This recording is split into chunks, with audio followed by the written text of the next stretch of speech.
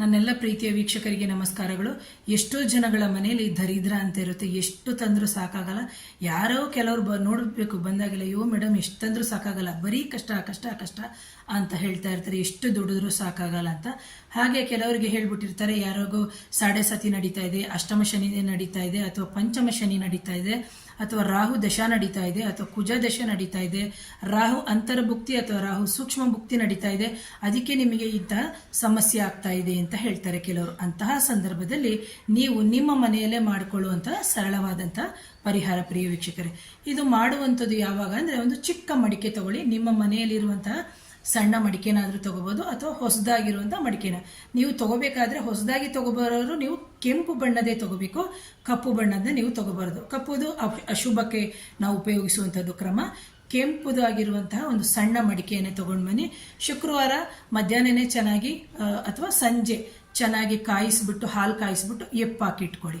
So ಶನಿವಾರ ಬೆಳಿಗ್ಗೆ ಬಂದ್ಬಿಟ್ಟು ನೀವೇನು ಮಾಡಬೇಕು ಅಂತಂದರೆ, 12 ಬಾರಿ ಒಂದು ಮುಷ್ಟಿ ಕಪ್ಪು ಎಳ್ಳು ಅಂತ ಏನು ಬರುತ್ತೆ, ಚೆನ್ನಾಗಿ clock wise and anti clock wise ನೀವು ತೆಗೆದುಬಿಟ್ಟು, ಇಳೆ ತೆಗೆದುಬಿಟ್ಟು ಆ ಮೊಸರಿಗೆ ಹಾಕಬೇಕು.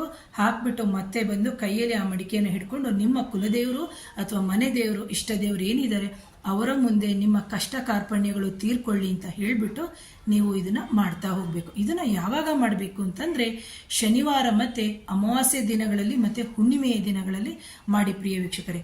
ಈ ಮಾಡಿದ ನಂತರ ಈ ಮಡಿಕೆ ಇರ್ತದಲ್ಲ, ಮಡಿಕೆಯಲ್ಲಿ ಮೊಸರು ಮತ್ತು ಎಳ್ಳನ್ನು ಅದನ್ನು ತಗೊಂಡೋಗಿ ಅರಳಿ ಮರ ಅಂತ ಏನಿದೆ ಆ ಅರಳಿ ಮರಕ್ಕೆ ಹೋಗ್ಬಿಟ್ಟು ಹಾಕ್ಬಿಟ್ಟು ನೀವು ಬರಬೇಕು.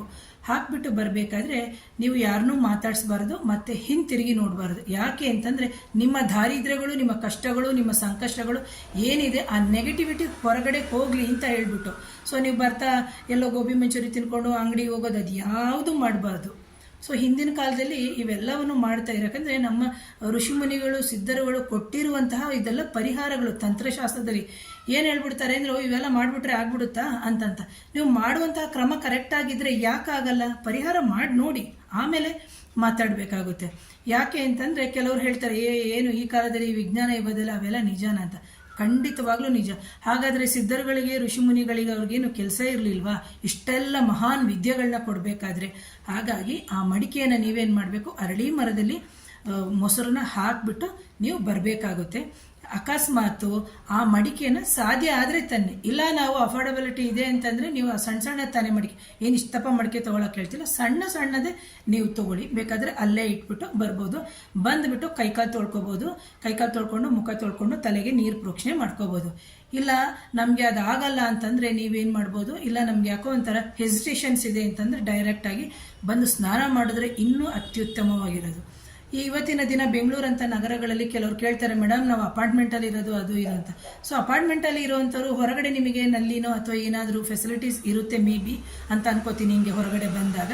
ಸೊ ಅಂತಹ ಸಂದರ್ಭದಲ್ಲಿ ಅಲ್ಲಿ ಕಾಲನ್ನು ತೊಳ್ಕೊಂಡು ಹಾಗೆ ನೀರು ಪ್ರೋಕ್ಷಣೆ ಮಾಡ್ಕೊಂಡು ಬನ್ನಿ. ಆಮೇಲೆ ಲಿಫ್ಟಲ್ಲಿ ಬಂದು ನಿಮ್ಮ ಅಪಾರ್ಟ್ಮೆಂಟ್ ಏನು 10ನೇ ಫ್ಲೋರೋ 5ನೇ ಫ್ಲೋರೋ ಏನಿದೆ, ನೀವು ಹಾಗೆ ನಿಮ್ಮ ಮನೆಯವ್ರ ಜೊತೆ ಯಾರ ಜೊತೆನೂ ಮಾತಾಡದೆ ಬಂದು ನೀವೇನು ಮಾಡಬೇಕು, ರೂಮ್ ಒಳಗೆ ಅಂದರೆ ನಿಮ್ಮ ರೂಮು ಅಥವಾ ಬಾತ್ರೂಮ್ಗೆ ಹೋಗ್ಬಿಟ್ಟು ಮತ್ತೆ ಕೈಕಾಲು ಮುಖ ತೊಳ್ಕೊಂಡು ನೀರನ್ನ ಪ್ರೋಕ್ಷಣೆ ಆದರೂ ಮಾಡ್ಕೊಳ್ಳಿ, ಸ್ನಾನವನ್ನಾದರೂ ಮಾಡ್ಕೊಳ್ಳಿ. ಇದನ್ನು ನಾನು ಹೇಳಿರುವಂತಹ ಸಮಯದಲ್ಲೇ ಮಾಡಬೇಕು, ಮೊದಲು ಆರಂಭ ಮಾಡಬೇಕಾದ್ರೆ. ಆ ನಂತರದಲ್ಲಿ ಇದನ್ನು ತಿಂಗಳಿಗೊಮ್ಮೆ ನೀವು ಮಾಡ್ಕೊಂಡು ಹೋಗೋದ್ರಿಂದ ನಿಮ್ಮ ಮನೆಯ ಕಷ್ಟಗಳಾಗಿರ್ಬೋದು, ನೀವು ಅಪಾರ್ಟ್ಮೆಂಟಲ್ಲೇ ಆಗಿರ್ಬೋದು, ನಿಮ್ದು ಏನೇ ಕಷ್ಟಗಳಿರ್ಬೋದು, ದಾರಿದ್ರ್ಯ ಕಷ್ಟ ಅಂತ ಹೇಳಿದಾಗ ಬರೀ ಗುಡಿಸಲು ಮನೆ, ಶೀಟ್ ಮನೆ ಅಥವಾ ಏನು RCC ಮನೆ ಅಂತಲ್ಲ, ಅಪಾರ್ಟ್ಮೆಂಟಲ್ಲಿ ಇರೋರಿಗೂ ಅವ್ರದ್ದೇ ಆದಂತಹ ರೀತಿಯ ಸಮಸ್ಯೆಗಳಿರುತ್ತೆ. ಸೊ ಹಾಗಾಗಿ ಈ ಪರಿಹಾರವನ್ನು ಯಾರು ಬೇಕಾದರೂ ಮಾಡ್ಬೋದು. ಗಂಡಸರು ಮಾಡ್ಬೋದು, ಹೆಂಗಸರು ಮಾಡ್ಬೋದು. ಆದರೆ ಹೆಣ್ಮಕ್ಳು ಋತುಮತಿ ಆದಾಗ ಮಾತ್ರ ಮಾಡುವಂಥದ್ದು ಬೇಡ. ಹಾಗಾಗಿ ದಯವಿಟ್ಟು ಯಾರಾದರೂ ಮೊದಲನೇ ಬಾರಿಗೆ ನನ್ನ ಚಾನಲ್ನ ನೋಡ್ತಾ ಇದ್ದರೆ ದಯವಿಟ್ಟು ಶೇರ್ ಮಾಡಿ, ಸಬ್ಸ್ಕ್ರೈಬ್ ಆಗಿ, ಕಮೆಂಟ್ ಮಾಡಿ. Thank you.